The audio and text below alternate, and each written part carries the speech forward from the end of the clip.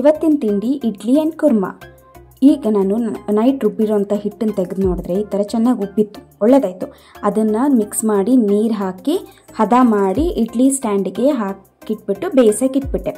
ಆಮೇಲೆ ಅದಕ್ಕೆ ಕುರ್ಮಾ ಮಾಡಬೇಕಲ್ವ. ಕುರ್ಮಾಗೆ ನಾನೇನು ಮಾಡಿದೆ ಅಂದರೆ ಮಿಕ್ಸಿ ಜಾರ್ಗೆ ಒಂದು 4 ಹಸಿಮೆಣಸಿನ್ಕಾಯಿ, 3 ಲವಂಗ, ಸ್ವಲ್ಪ ಜೀರಿಗೆ, ಸ್ವಲ್ಪ ತುಂಡು ಚಕ್ಕೆ, ಆಮೇಲೆ 2 ಮೀಡಿಯಮ್ ಸೈಜ್ ಅಷ್ಟು ಈರುಳ್ಳಿ, ಆಮೇಲೆ ಸ್ವಲ್ಪ ಗಸಗಸೆ ತುಂಬ ಇಂಪಾರ್ಟೆಂಟ್, ಆಮೇಲೆ ತೆಂಗಿನ ತುರಿ, ಸ್ವಲ್ಪ ಪುದೀನ ಸೊಪ್ಪು ನೀರು ಹಾಕಿ ಚೆನ್ನಾಗಿ ರುಬ್ಬಿಟ್ಕೋಬೇಕು.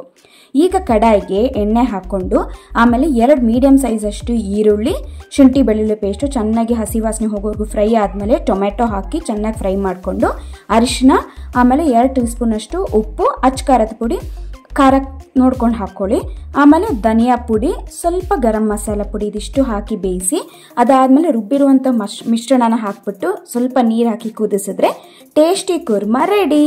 ಬಾಯ್.